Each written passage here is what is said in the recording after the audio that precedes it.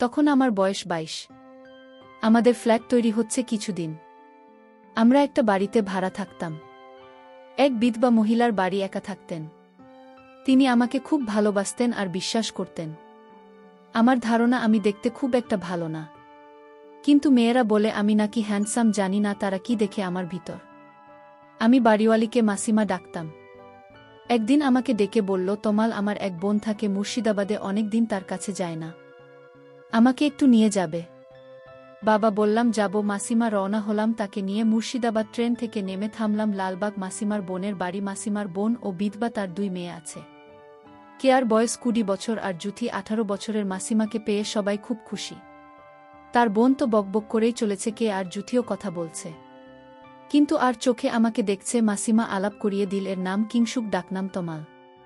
শুনতে পেলাম জুথি বলছে তমাল না মাল। কেয়া কথাটা শুনে মুচকি হেসে জুথিকে বলল, চেঙ্গিস খান মুখে বলল, হাই তমালদা, ভিতরে আসুন। এইভাবে প্রথম আলাপ শেষ হল। দুপুরে খাওয়া দাওয়া শেষ হলো। বাড়িটা দোতলা। মাসিমার আর্থ্রাইটিস, তাই নিচে থাকেন 2 মেয়ে, উপরের 2 ঘরে থাকে। আমাকে কেয়া তার ঘরটা ছেড়ে দিয়ে জুথির রুম শেয়ার করল। মেয়েদের ঘরে একটা মেয়েলি গন্ধ থাকে। আমি রুমে ঢুকে সেটা টের পেলাম। কেমন জানি অনুভূতি হলো। Single bed, reading table, attach bathroom, একটা আলনা, ওয়ার্ড্রোব আর একটা বইয়ের আলমারি। আমি আমার সুটকেস খুলে টাওয়েল আর পায়ে জামা বের করে বাথরুমে যাব। ফ্রেশ হতে দেরি হয়ে গেছে বলে আগে লাঞ্চ করে নিয়েছি সবাই। এমন সময় কেয়া এসে বলল, আপনারা আসবেন, আগে জানতাম না, তাই রুমটা ফাঁকা করতে পারিনি। একটু মানিয়ে নেবেন। বললাম, না না, আমার কোনো অসুবিধা হবে না। সন্ধেবেলা জুথি এসে বলল, চলুন তমালদা, বেরিয়ে আসি। হাঁটতে হাঁটতে হাজারদুয়ারির দিকে গেলাম। 2 বোনের সঙ্গে কেয়া বা পাশে আর জুথি আমার ডান দিকে হাঁটছে। একটু পরে একটা ফাঁকা জায়গায় জায়গাটা অন্ধকার, আবছা আলো রয়েছে। অন্ধকারের সুযোগে জুথি আমার ডান হাতটা ধরল। আমার অস্বস্তি বোধ হওয়ায় ও টের পেলেও তবুও হাত ছাড়ল না। কেয়া বলল, তমালদার গার্লফ্রেন্ড কটা? বললাম, নেই। শুনে 2 বোনই হেসে উঠল। বলল, বিশ্বাস করি না। এই রকম কথা বলতে বলতে হেঁটে চলেছি। কিছুক্ষণ ঘুরে বাড়ি ফিরলাম। নিচে বসে সবাই চা খাচ্ছি। কেয়া বলল, আমি ফ্রেশ হয়ে আসি বলে চলে গেল। আমরা গল্প করতে থাকলাম। কেয়া ফিরল প্রায় 1 ঘন্টা পর। হেসে বললাম, বাথরুমে ঘুমিয়ে পড়েছিলে নাকি? ও কিছু বলল না, শুধু হাসছে, কিন্তু ওর চোখমুখ কেমন জানি লাল হয়ে আছে। খুব শেষ ও লাগছে না। আরও কিছুক্ষণ গল্প করার পর আমি উঠলাম। রুমে গিয়ে ফ্রেশ হব বলে রুমে ঢুকে একটা মেয়েলি গন্ধ পেলাম। বুঝলাম ফ্রেশ হতে কেয়া এই ঘরেই এসেছিল। বাথরুমে ঢুকে বুঝলাম কথাটা সত্যি। সালবার কামাইজ আর পাশে ছোট পোশাক ঝুলছে। খুব অবাক হলাম। এগুলো তো ধুয়ে রাখার কথা, আর না হলে ও এখানে রাখবে কেন? নিজেকে সামলাতে পারলাম না। কাপড়গুলোতে পর্যবেক্ষণ করতে লাগলাম। দারুণ একটা সুগন্ধ আছে। হঠাৎ কে যেন দরজায় নক করল। এবার কি আপনিও ঘুমিয়ে পড়লেন নাকি? জুথির গলা বলল, দিদি, ওর কাপড় ফেলে গেছে, আমাকে নিতে পাঠিয়েছে। বললাম, আসছি দাঁড়াও। তাড়াহুড়ো করে ফ্রেশ হয়ে বাইরে এলাম। দেখে জুথি দাঁড়িয়ে আছে। বেরোতে বলল, কি করছিলেন এতক্ষণ? কাকে ভেবে আদর করছিলেন? কান গরম হয়ে গেল। বললাম, ধুর, কি যা বলো। ও কিছু না বলে কাপড়গুলো নিয়ে চলে গেল। এমন সময় কেয়ার গলা পেলাম। বল, জুথি, তমালদাকে নিয়ে খেতে আয়, ডিনার রেডি। জুথি চমকে উঠে কাপড় ঠিক করে নিল। মুচকি হেসে বলল, ডাকাত। আমার শুকনো মুখ দেখে বলল, আছেন তো কিছুদিন, সব খাওয়াব, এখন খেতে চলুন। আমি চোখে মুখে জল দিয়ে খেতে গেলাম। নিচে মাসিমার বোন বলল, কোনো অসুবিধা হচ্ছে না তো? বাবা, তোমার মেয়ের সমস্যায় মারা যাওয়ার পর 2 মেয়েকে নিয়ে থাকি, যত্ন আত্তি করতে পারি না। ডাল ভাত পেট ভরে খেজো বাবা। মুখে বললাম, নানা মাসিমা কি বলছেন এসব? আপনি এসব নিয়ে ভাববেন। মা খাওয়ার পর হাত ধুচ্ছি। জুথি হাত ধুতে ফিসফিস করে বলল, ছাদে যান, আমি আসছি। আমি হাত ধুয়ে রুমে এসে সিগার নিয়ে ছাদে এসে ধরলাম। মিনিট 15 পর জুথি এলো। জুথি বলল, শুনুন, এখন হবে না, রাত। এসো, দরজা খোলা রাখবেন, আমি আসব। আমি বললাম, আচ্ছা। আর জুথি মুচকি হেসে চলে গেল। এরপর আমিও কিছুক্ষণ পর ছাদ থেকে নেমে রুমে গেলাম। এতক্ষণে রুমটা ভালো করে দেখার সুযোগ পেলাম। ঘুরে ঘুরে সব দেখলাম। হঠাৎ দেখি বইয়ের আলমারি, তার একটা পাল্লা একটু খোলা। প্রথম যখন দেখেছিলাম তখন বন্ধ ছিল। মনে আছে কেউ এটা পরে খুলেছে। অনেক ম্যাগাজিন আছে আর এক পাশে ছোট ছোট পঞ্জিকা সাইজের অনেক বই। একটা বই নিয়ে খুললাম। নিজের চোখকে বিশ্বাস করতে পারছি না, সবগুলো গল্পের বই। ওরা এগুলো পরে ভাবতেই অবাক হয়ে গেলাম। ভাগ্যকে আর একবার ধন্যবাদ দিলাম।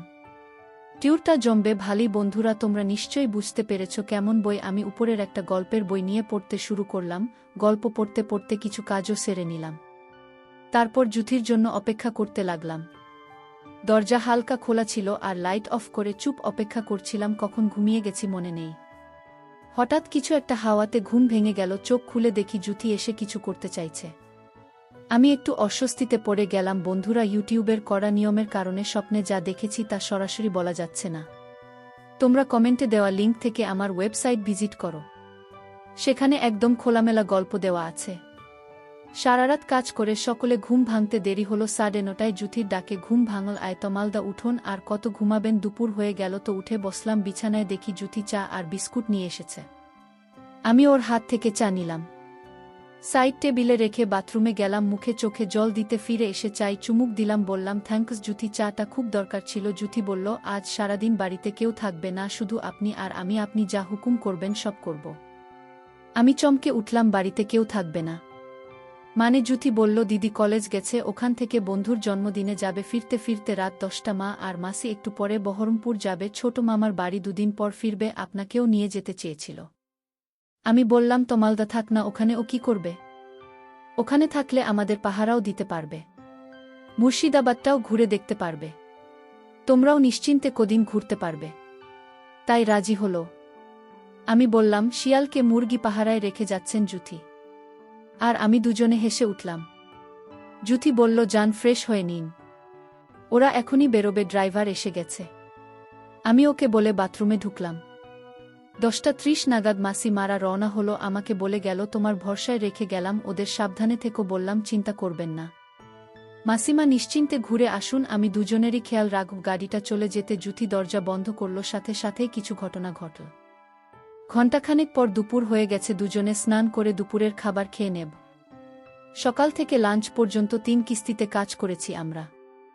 এত কাজ করে দুজনে একটু ক্লান্ত হয়ে পড়েছিলাম। তাই লাঞ্চের পর কেয়া ঘরে, মানে যে ঘরে আমার থাকার ব্যবস্থা হয়েছে, সেখানে দুজনে গল্প করছিলাম। কেয়া ফিরতে এখনো অনেক দেরি, কেবলমাত্র 4টা বাজে। কেয়া ফিরবে 10টা নাগাদ। বললাম, একটা কথা জিজ্ঞেস করব, জুথি রাগ করবে না তো? জুথি বলল, করো, রাগ করব না। বললাম, কতজনের সাথে সময় কাটিয়েছ আমার আগে? জুথি বলল, এটা কি বলতেই হবে? আমি বললাম, না না, তোমার ইচ্ছা হলে নাও বলতে পারো, তবে আমাকে বললে কোনো ক্ষতি নেই। একটু চুপ করে থেকে জুথি বলল, তোমার আগে 4 জনের সাথে সময় কাটিয়েছি। প্রথম সময় কাটিয়েছি আমার প্রাইভেট টিউটরের সাথে, আমাদের বাড়িতে পড়াতে আসতো সে। তারপর দ্বিতীয়বার সময় কাটিয়েছি আমার এক জামাইবাবুর সাথে, তাদের বাড়িতে বেড়াতে গেছিলাম সামার ভ্যাকেশনে। তৃতীয়বার সময় কাটিয়েছি আমার বয়ফ্রেন্ডের সাথে। চতুর্থবার আমার কসিন মানে বড় জেঠুর ছেলের সাথে। পঞ্চম হলে তুমি। একটা কথা বলছি, তোমার সাথে থেকে আমার যতটা ভালো লেগেছে অন্য কারো সাথে থেকে ততটা ভালো লাগেনি। আমি বললাম, আর কেয়াও সম্ভবত অনেক মানুষের সাথে সময় কাটিয়েছে। জুথি বলল, ও আমার থেকে অনেক এগিয়ে আছে। এই বিষয়ে গল্প করতে করতে রাত হয়ে এল। আমি আর জুথি ফ্রেশ হয়ে নিলাম। রাত 10টার আগেই কেয়া বাসায় চলে আসলো। ঘরে ঢুকেই আমাকে একটা ইশারা করল। বুঝতে পারলাম কাজের জন্য ডাকছে। আমিও তড়িঘড়ি পরে চলে গেলাম কেয়ার রুমে। এদিকে জুথি নিজের রুমে রেস্ট করছে। বেচারির উপর দিয়ে অনেক ধকল গেছে। আমি কেয়ার রুমে যেতেই দেখি একটা হালকা নাইটি পরে বসে আছে। অনেক অজানা কিছু দেখা যাচ্ছিল রুম এর মধ্যে। ধীরে ধীরে রুমের হাওয়া বদলাতে থাকে। এখানে ঘুরতে এসে আমার ভাগ্য বদলে যায়। একদিনে এত কিছু হয়ে যাবে কোনোদিন ভাবিনি। 40 মিনিট পর কে আর আম্মু আমাকে ফোন দিয়ে বলল, আমার 2 মেয়ে কি ভালো আছে বাবা? আমি বললাম, ওরা অনেক সুখে আছে মাসিমা, আপনারা চিন্তা করবেন না। অনেক যত্নে রেখেছি। আমার কথাগুলো কে আর শুনছিল আর মুচকি হাসছিল। এভাবে ততদিন সময় কাটতে লাগল যতদিন না তারা বাড়িতে আসছে।